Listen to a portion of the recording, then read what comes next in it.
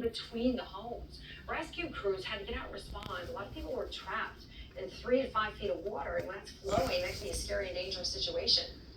Let's talk to Pasco County Sheriff. Right now, Chris Nacco joins us. Chris, what a storm this was. Your community did miss the direct hit, but a lot of flooding issues. Yeah, it was one of those difficult situations where, for our residents, we're telling them, hey, please get out, please evacuate. And, the storm, thank God for our community. I feel horrible for the communities that it did directly impact.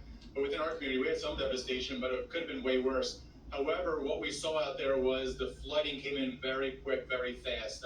As we were going out there and we were rescuing people, they said, before daylight, there was about 2 feet of water lower than the seawall. It started gushing in on them. They could not get out quick enough. So us, along with fire rescue and our state partners, we were in there pulling people out because our noon tide was actually supposed to be even higher than the earlier tide. So we were trying to get people out as quickly as we could.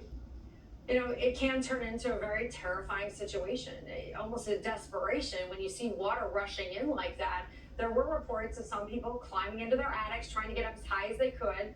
About how many rescues did you have to go in and help people get them out? Where'd you take them?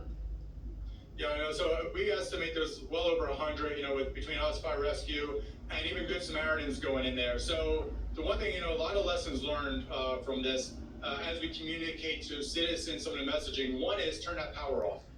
We had several fires because the salt water got the electricity and started fires. The other one is get your batteries up a little higher. The third thing, next time I know we're in Florida, we're going to get these storms in the future again, is telling people to have a go pack ready to go. A go pack, with your medicines, your cell phone, battery, chargers, a change of clothes.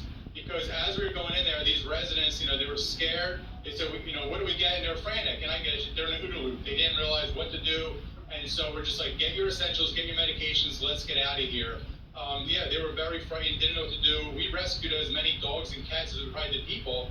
But it was, also the fact that, someone would call 911, we would go in there, and then the rest of their neighborhoods would say, hey, can you get us to them? We're like, absolutely. So we were pulling people in left and right. So then we, the community, the county shelters were open. We would take them there.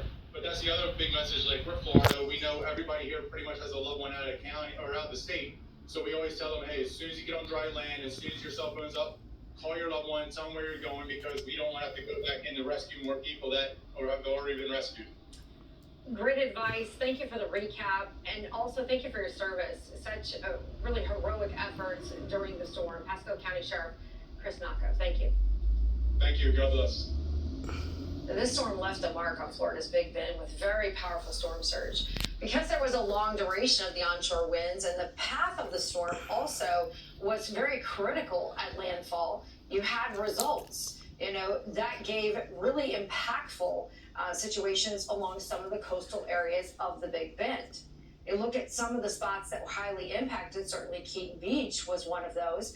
You also had other areas, which were places like Cedar Key. Yeah, Cedar Key. We're going to have a guest coming up just a few minutes, and we'll talk about the recovery in those communities.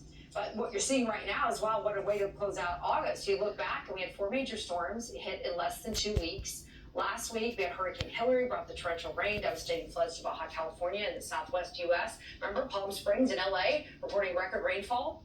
And about 24 hours after that, we had the first U.S. landfall storm of the season. Tropical Storm Harold, that was on the south coast with 67-mile-an-hour winds. Hurricane Franklin is now north of Bermuda. It's out in the open waters of the Atlantic, but it's still stirring up trouble. By the way, Franklin looked at this, and it delivered 1.1 feet of rain to the DR. More than a foot of rain, more than 12 inches. This week, Franklin is going to stir up enough of the surf to bring dangerous rip currents for the East Coast. Idalia plays a part in that as well. And Idalia became